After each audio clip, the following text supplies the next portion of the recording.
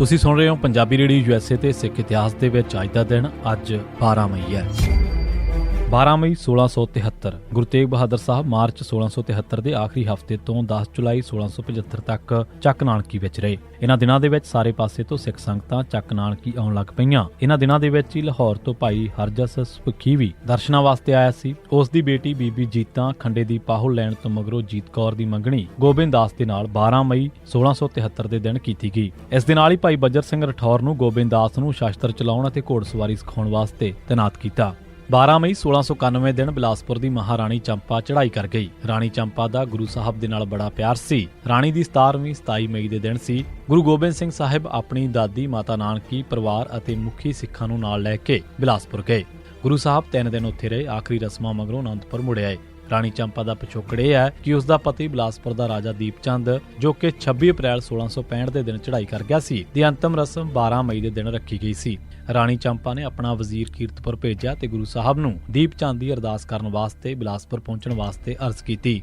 ਗੁਰੂ ਸਾਹਿਬ 9 ਮਈ ਦੀ ਸਵੇਰ ਨੂੰ ਬਿਲਾਸਪੁਰ ਚਲੇ ਗਏ। ਰਾਜਾ ਦੀਪ ਚੰਦ ਦੀ ਅਰਦਾਸ ਮਗਰੋਂ ਜਦੋਂ ਗੁਰੂ ਤੇਗ ਬਹਾਦਰ ਸਾਹਿਬ ਨੇ ਵਾਪਸ ਜਾਣ ਦੀ ਤਿਆਰੀ ਸ਼ੁਰੂ ਕੀਤੀ ਤਾਂ ਰਾਣੀ ਚੰਪਾ ਨੇ ਗੁਰੂ ਸਾਹਿਬ ਦੀ ਮਾਤਾ ਨਾਨਕੀ ਨਾਲ ਗੱਲ ਕੀਤੀ ਕਿ ਮੈਨੂੰ ਪਤਾ ਲੱਗਿਆ ਕਿ ਗੁਰੂ ਸਾਹਿਬ ਬਕਾਲਾ ਦੀ ਥਾਂ ਨਵਾਂ ਦਰਬਾਰ ਹੈੱਡਕੁਆਟਰ ਬਾਂਗਰ ਦੇਸ਼ ਦੇ ਨਗਰ ਧਮਧਾਣ ਦੇ ਵਿੱਚ ਕਾਇਮ ਕਰਨਾ ਚਾਹੁੰਦੇ ਨੇ। ਇਹ ਥਾਂ ਬਿਲਾਸਪੁਰ ਅਤੇ ਕੀਰਤਪੁਰ ਤੋਂ ਬਹੁਤ ਦੂਰ ਹੈ। ਮੇਰੀ ਅਰਜ਼ ਹੈ ਕਿ ਗੁਰੂ ਸਾਹਿਬ ਸਾਡੀ ਰਿਆਸਤ ਤੋਂ ਦੂਰ ਨਾ ਜਾਣ। ਜੇ ਉਹਨਾਂ ਨੂੰ ਕੀਰਤਪੁਰ ਦੇ ਵਿੱਚ ਥਾਂ ਥੋੜੀ ਜਾਪਦੀ ਹੈ ਤਾਂ ਮੈਂ ਨਵਾਂ ਨਗਰ ਵਸਾਉਣ ਵਾਸਤੇ ਹੋਰ ਥਾਂ ਭੇਟ ਕਰਾਂਗੀ। ਮਾਤਾ ਨਾਨਕੀ ਨੇ ਰਾਣੀ ਚੰਪਾ ਦੀ ਅਰਜ਼ੋਈ ਬਾਰੇ ਗੁਰੂ ਤੇਗ ਬਹਾਦਰ ਸਾਹਿਬ ਨੂੰ ਦੱਸਿਆ। ਗੁਰੂ ਸਾਹਿਬ ਨੇ ਮਾਤਾ ਜੀ ਨੂੰ ਦੱਸਿਆ ਕਿ ਧਮਧਾਣ ਦੀਆਂ ਸੰਗਤਾਂ ਨੇ ਤਾਂ ਹੁਣ ਤੱਕ ਮਹਿਲ, ਧਰਮਸ਼ਾਲਾ ਅਤੇ ਖੂਹ ਵੀ ਤਿਆਰ ਕਰ ਦਿੱਤੇ ਹੋਣਗੇ। ਮਾਤਾ ਜੀ ਨੇ ਜਦ ਰਾਣੀ ਚੰਪਾ ਦੀ ਨਿਮਰਝੂਣਤਾ ਅਤੇ ਦਰਦ ਬਾਰੇ ਗੁਰੂ ਜੀ ਨੂੰ ਦੱਸਿਆ ਤਾਂ ਗੁਰੂ ਜੀ ਦੇ ਦਿਲ ਦੇ ਵਿੱਚ ਤਰਸ ਆਇਆ। ਉਹਨਾਂ ਨੇ ਬਿਲਾਸਪੁਰ ਰਿਆਸਤ ਦੇ ਵਿੱਚ ਨਵਾਂ ਪਿੰਡ ਵਸਾਉਣਾ ਮਨਜ਼ੂਰ ਕਰ ਲਿਆ, ਪਰ ਸ਼ਰਤ ਰੱਖੀ ਕਿ ਉਹ ਇਸ ਪਿੰਡ ਵਾਸਤੇ ਜਗ੍ਹਾ ਦਾਨ ਦੇ ਵਿੱਚ ਨਹੀਂ ਲੈਣਗੇ, ਬਲਕਿ ਰਕਮ ਤਾਰ ਕੇ ਮੁੱਲ ਲੈਣਗੇ। ਯਕੀਨਨ ਗੁਰੂ ਤੇਗ ਬਹਾਦਰ ਨੇ ਇਹ ਵੀ ਸੋਚਿਆ ਹੋਣਾ ਕਿ ਪਹਾੜਾਂ ਦੇ ਵਿੱਚ ਇੱਕ ਸੁਰੱਖਿਅਤ ਪਿੰਡ ਪੰਥ ਦੇ ਸੈਂਟਰ ਵਜੋਂ ਬਿਹਤਰ ਰਹੇਗਾ। ਗੁਰੂ ਤੇਗ ਬਹਾਦਰ ਸਾਹਿਬ ਨੇ ਹਥੌਤ, ਜਿੱਥੇ ਕਦੇ ਹਾਥੀਆਂ ਦੇ ਝੁੰਡ ਫਿਰਦੇ ਹੁੰਦੇ ਸਨ, ਉਸ ਇਲਾਕੇ ਦੇ ਵਿੱਚ ਮਾਖੋਵਾਲ ਦੀ ਥੇਹ ਦੇ ਦੁਆਲੇ ਮੀਆਂਪੁਰ, ਲੋਧੀਪੁਰ ਅਤੇ ਸਹੋਟਾ ਪਿੰਡਾਂ ਦੇ ਵਿਚਕਾਰਲੀ ਥਾਂ ਚੁਣੀ ਅਤੇ ਇਸ ਦੀ ਰਕਮ ਬਿਲਾਸਪੁਰ ਰਿਆਸਤ ਨੂੰ ਧਾਰ ਦਿੱਤੀ।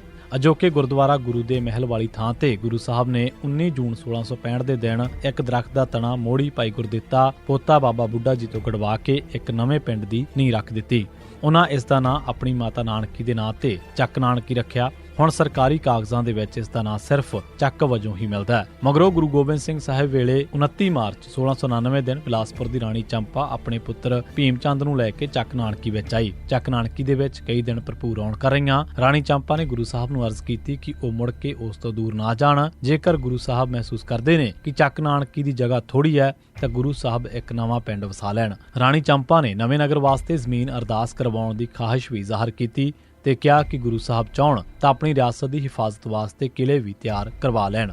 12 ਮਈ 1710 ਬਹੁਤ ਸਾਰੇ ਇਲਾਕੇ ਜਿੱਤਣ ਮਗਰੋਂ ਬੰਦਾ ਸਿੰਘ ਨੇ ਸਰਹੰਦ ਤੇ ਹਮਲਾ ਕਰਨ ਦੀ ਪਲਾਨ ਬਣਾਈ ਅਤੇ ਉਹ ਫੌਜਾਂ ਲੈ ਕੇ ਚੱਪੜਚਿੜੀ ਦੇ ਇਲਾਕੇ ਦੇ ਵਿੱਚ ਪਹੁੰਚ ਗਿਆ। 12 ਮਈ 1710 ਦੀ ਸਵੇਰ ਤੱਕ ਵਜ਼ੀਰ ਖਾਨ ਦੀ ਫੌਜ ਵੀ ਪਹੁੰਚ ਚੁੱਕੀ ਸੀ। ਭਾਵੇਂ ਕੁਝ ਸੋਮੇ ਵਜ਼ੀਰ ਖਾਨ ਦੀ ਫੌਜ 1 ਲੱਖ ਦੇ ਕਰੀਬ ਦੱਸਦੇ ਨੇ, ਪਰ ਮੁਸਲਿਮ ਲਿਖਾਰੀਆਂ ਦੇ ਮੁਤਾਬਕ ਵਜ਼ੀਰ ਖਾਨ ਦੇ ਕੋਲ 5 ਤੋਂ 6 ਹਜ਼ਾਰ ਘੋੜਸਵਾਰ, 7-8 ਹਜ਼ਾਰ ਬੰਦੂਕਚੀ, 8 ਹਜ਼ਾਰ ਗਾਜ਼ੀ ਅਤੇ ਕੁਝ ਪੈਦਲ ਫੌਜੀ ਵੀ ਸੀ, ਯਾਨੀ ਕਿ ਕੁੱਲ 20 ਹਜ਼ਾਰ। ਉਸ ਦੀ ਫੌਜ ਦੇ ਵਿੱਚ ਸਭ ਤੋਂ ਅੱਗੇ ਹਾਥੀ ਸਨ। ਸਰਹੰਦੀ ਫੌਜ ਦੇ ਵਿੱਚ ਚਾਰੇ ਪਾਸਿਓਂ ਯਾ ਅਲੀ ਦੀਆਂ ਆਵਾਜ਼ਾਂ ਆ ਰਹੀਆਂ ਸਨ। ਇਸ ਤੇ ਸਿੱਖਾਂ ਨੇ ਅਕਾਲ ਦੇ ਜਕਾਰੇ ਗਜਾਉਣੇ ਸ਼ੁਰੂ ਕਰ ਦਿੱਤੇ। ਸਿੱਖ ਜਰਨੈਲਾਂ ਨੇ ਸੱਚਾ ਪਾਤਸ਼ਾਹ ਅਤੇ ਫਤਿਹ ਦਰਸ਼ਨ ਦੇ ਨਵੇਂ ਜਕਾਰੇ ਵੀ ਕੱਢ ਲਏ, ਕਿਉਂਕਿ ਇਹ ਜਕਾਰੇ ਅੱਲਾਹੂ ਅਕਬਰ ਵਾਂਗ ਜਾਪਦੇ ਸਨ।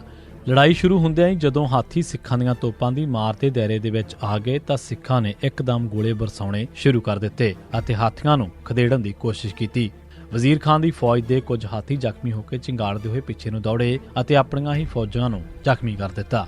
ਇਸ ਦੇ ਜਵਾਬ ਵਜੋਂ ਸਰਹੰਦੀ ਫੌਜ ਦੀਆਂ ਤੋਪਾਂ ਵੀ ਵਰਨ ਲੱਗ ਪਈਆਂ। ਸਿੱਖ ਫੌਜਾਂ ਕਿਉਂਕਿ ਝਿੜੀ ਵਾਲੇ ਪਾਸੇ ਸਨ, ਇਸ ਕਰਕੇ ਉਹਨਾਂ ਨੂੰ ਦਰਖਤਾਂ ਦੀ ਓਟ ਮਿਲ ਗਈ। ਉਧਰ ਸਿੱਖਾਂ ਦੀਆਂ ਤੋਪਾਂ ਨੇ ਸਰਹੰਦੀ ਤੋਪਚੀਆਂ ਨੂੰ ਆਪਣੀ ਮਾਰ ਹੇਠ ਲੈ ਆਂਦਾ, ਜਿਸ ਦੇ ਨਾਲ ਉਹਨਾਂ ਵੱਲੋਂ ਤੋਪਾਂ ਦੀ ਗੋਲੀਬਾਰੀ ਬੰਦ ਹੋ ਗਈ।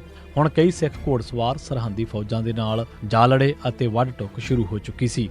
ਸਿੱਖਾਂ ਨੂੰ ਸਰਹੰਦ ਰਿਆਸਤ ਤੇ ਬਹੁਤ ਗੁੱਸਾ ਸੀ ਅਤੇ ਉਹ ਇਸ ਦੇ ਹਾਕਮਾਂ ਨੂੰ ਸਜ਼ਾ ਦੇਣੀ ਚਾਹੁੰਦੇ ਸਨ। ਇਸ ਕਰਕੇ ਉਹ ਸਿਰ ਤਲੀ ਤੇ ਰੱਖ ਕੇ ਜੂਝ ਰਹੇ ਸਨ।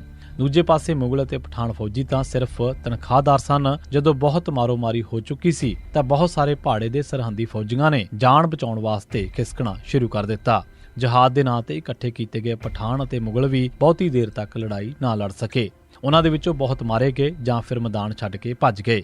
ਇਸ ਮੌਕੇ ਤੇ ਗੰਡਾ ਮੱਲ ਭਤੀਜਾ ਸੁੱਚਾਨੰਦ ਵੀ ਆਪਣੇ ਕੁਝ ਫੌਜੀ ਲੈ ਕੇ ਭੱਜਣ ਲੱਗ ਪਿਆ। ਇਸ ਦੇ ਨਾਲ ਸਿੱਖਾਂ ਦੇ ਖੇਮੇ ਦੇ ਵਿੱਚ ਵੀ ਕੁਝ ਘਬਰਾਹਟ ਫੈਲ ਗਈ। ਇਸ ਨੂੰ ਵੇਖ ਕੇ ਬੰਦਾ ਸਿੰਘ ਟਿੱਲੇ ਤੋਂ ਉਤਰ ਕੇ ਆਪ ਮੈਦਾਨੇ ਜੰਗ ਦੇ ਵਿੱਚ ਆ ਗਿਆ। ਬੰਦਾ ਸਿੰਘ ਆਪਣੇ ਵਿੱਚ ਖੜਾ ਵੇਖ ਕੇ ਸਿੱਖਾਂ ਦੇ ਹੌਸਲੇ ਦੂਣੇ ਚੂਣੇ ਹੋ ਗਏ ਅਤੇ ਉਹ ਨਵੇਂ ਜੋਸ਼ ਦੇ ਨਾਲ ਸਰਹੰਦੀ ਫੌਜਾਂ ਤੇ ਟੁੱਟ ਪਏ। ਇਸ ਦੇ ਨਾਲ ਸਰਹੰਦੀ ਫੌਜਾਂ ਨੇ ਪਿੱਛੇ ਹਟਣਾ ਸ਼ੁਰੂ ਕਰ ਦਿੱਤਾ। ਇਹ ਵੇਖ ਕੇ ਵਜ਼ੀਰ ਖਾਨ ਅਤੇ ਉਸ ਦਾ ਵਜ਼ੀਰ ਸੁੱਚਾਨੰਦ ਆਪ ਅਗਲੀਆਂ ਸਫਾਂ ਦੇ ਵਿੱਚ ਆ ਗਏ ਅਤੇ ਸਰਹੰਦੀ ਫੌਜਾਂ ਨੂੰ ਹੱਲਾਸ਼ੇਰੀ ਦੇਣ ਲੱਗ ਪਏ। ਸਭ ਤੋਂ ਪਹਿਲੀ ਟੱਕਰ ਬਾਜ ਸਿੰਘ ਅਤੇ ਸੁੱਚਾਨੰਦ ਦੇ ਵਿੱਚ ਹੋਈ।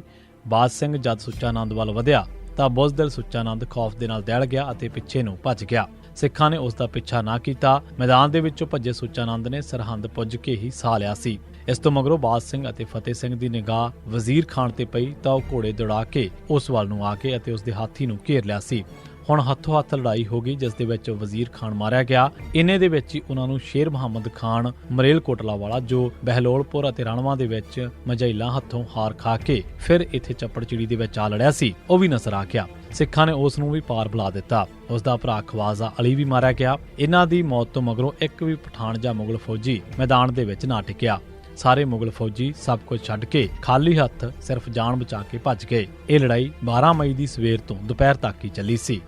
12 ਮਈ 1961 9 ਜਨਵਰੀ 1961 ਦੇ ਦਿਨ ਫਤਿਹ ਸਿੰਘ ਵੱਲੋਂ ਵਰਤ ਛੱਡੇ ਜਾਣ ਤੋਂ ਮਗਰੋਂ ਨਹਿਰੂ ਨੇ ਫਤਿਹ ਸਿੰਘ ਨੂੰ ਮੁਲਾਕਾਤਾਂ ਵਾਸਤੇ ਬੁਲਾਇਆ ਸੀ। ਪਹਿਲੀ ਮੁਲਾਕਾਤ 8 ਫਰਵਰੀ 1961, ਦੂਜੀ 1 ਮਾਰਚ 1961 ਅਤੇ ਤੀਜੀ 1 ਮਾਰਚ 1961 ਨੂੰ ਹੋਈ ਸੀ ਤੇ ਇਸ ਦੇ ਵਿੱਚ ਪਿਛਲੀ ਮੀਟਿੰਗ ਵਾਂਗ ਪਹਿਲਾਂ ਅੱਧਾ ਘੰਟਾ ਨਹਿਰੂ ਅਤੇ ਫਤਿਹ ਸਿੰਘ ਇਕੱਲੇ ਮਿਲੇ ਅਤੇ ਫਿਰ ਲਛਮਣ ਸਿੰਘ ਗਿੱਲ, ਗੁਜਰਾਲ ਅਤੇ ਗੁਰਬਖਸ਼ ਸਿੰਘ ਵੀ ਆ ਗਏ ਸਨ।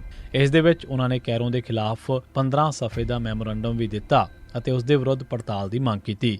ਨਾਲ ਹੀ ਪੰਜਾਬੀ ਸੂਬੇ ਸੰਬੰਧੀ ਕੀਤੇ ਮੁਕੱਦਮੇ ਵਾਪਸ ਲੈਣ ਦੀ ਮੰਗ ਕੀਤੀ ਗਈ। ਇਸ ਮੀਟਿੰਗ ਦੇ ਵਿੱਚ ਨਹਿਰੂ ਨੇ ਫਤਿਹ ਸਿੰਘ ਨੂੰ ਕਿਹਾ ਕਿ ਇਸ ਵੇਲੇ ਸਰਹੱਦ ਤੇ ਚੀਨ ਦੇ ਹਮਲੇ ਦਾ ਖਦਸ਼ਾ ਹੈ ਅਤੇ ਪੰਜਾਬੀ ਸੂਬਾ ਬਣਾਉਣਾ ਮਾਸਟਰ ਤਾਰਾ ਸਿੰਘ ਦੇ ਹੱਥ ਦੇ ਵਿੱਚ ਤਾਕਤ ਸੌਂਪਣਾ ਹੋਵੇਗਾ। ਮੈਂ ਇੱਕ ਦੁਸ਼ਮਣ ਦੇ ਹੱਥ ਤਾਕਤ ਕਿਵੇਂ ਸੌਂਪ ਸਕਦਾ ਹਾਂ? ਜੇ ਤੁਸੀਂ ਅਕਾਲੀ ਦਲ ਦੇ ਪ੍ਰਧਾਨ ਹੁੰਦੇ ਤਾਂ ਗੱਲ ਹੋਰ ਹੋਣੀ ਸੀ।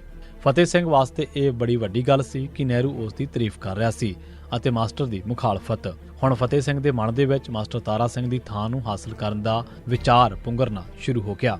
ਇਸ ਨੂੰ ਨਹਿਰੂ ਨੇ ਵੀ ਭਾਂਪ ਲਿਆ। ਬਸ ਇੱਥੋਂ ਹੀ ਫਤਿਹ ਸਿੰਘ ਦੀ ਬਗਾਵਤ ਦਾ ਮੁੱਢ ਵੱਜ ਗਿਆ ਸੀ, ਪਰ ਉਹ ਅਜੇ ਪੂਰੀ ਤਰ੍ਹਾਂ ਦੇ ਨਾਲ ਤਿਆਰ ਨਹੀਂ ਸੀ। 12 ਮਈ 1984 ਲਾਲਾ ਜਗਤ ਨਾਰਾਇਣ ਤੋਂ ਮਗਰੋਂ ਉਸ ਦਾ ਪੁੱਤਰ ਰਮੇਸ਼ ਸਿੱਖਾਂ ਅਤੇ ਅਕਾਲੀਆਂ ਦੇ ਖਿਲਾਫ ਅਕਸਰ ਲਿਖਦਾ ਰਹਿੰਦਾ ਸੀ। ਉਸ ਦਾ ਆਖਰੀ ਐਕਸ਼ਨ ਗੁਰੂ ਗੋਬਿੰਦ ਸਿੰਘ ਸਾਹਿਬ ਅਤੇ ਰਾਣਾ ਪ੍ਰਤਾਪ ਤੇ ਸ਼ਿਵਾਜੀ ਮਹਾਰਾਟਾ ਨੂੰ ਇੱਕ ਕੈਲੰਡਰ ਦੇ ਵਿੱਚ ਬਰਾਬਰ ਦਾ ਥਾਂ ਦੇਣਾ ਸੀ। ਸਿੱਖ ਪਹਿਲਾਂ ਵੀ ਕਈ ਵਾਰ ਰਮੇਸ਼ ਕੁਮਾਰ ਦੀਆਂ ਕਾਰਵਾਈਆਂ ਨੂੰ ਨਿੰਦ ਚੁੱਕੇ ਸਨ, ਪਰ ਰਮੇਸ਼ ਨੇ ਫਿਰ ਵੀ ਇਹ ਸ਼ਰਾਰਤ ਕਰ ਦਿੱਤੀ ਸੀ। ਕੁਝ ਸਿੱਖਾਂ ਦੇ ਸੁਝਾਉਣ ਤੇ ਉਸ ਨੇ ਇਸ ਤੇ ਨਰਮ ਜੀ ਤੇ ਢਿੱਲੀ ਜੀ ਮਾਫੀ ਵੀ ਮੰਗ ਲਈ, ਪਰ 12 ਮਈ 1984 ਨੂੰ ਖਾੜਕੂਆਂ ਨੇ ਉਸ ਨੂੰ ਕਤਲ ਕਰ ਦਿੱਤਾ। ਇਸ ਕੇਸ ਦੇ ਵਿੱਚ ਸੁਖਦੇਵ ਸਿੰਘ ਉਰਫ ਜਨਰਲ ਲਾਭ ਸਿੰਘ ਪੰਜਵੜ, ਗੁਰਿੰਦਰ ਸਿੰਘ ਭੋਲਾ ਤਰਨਤਾਰਨ, ਸਵਰਨਜੀਤ ਸਿੰਘ ਅਲਾਦੀਨਪੁਰ, ਦਲਜੀਤ ਸਿੰਘ ਅਤੇ ਉਸ ਦੇ ਸਾਥੀਆਂ ਨੂੰ ਨਾਮਜ਼ਦ ਕੀਤਾ ਗਿਆ।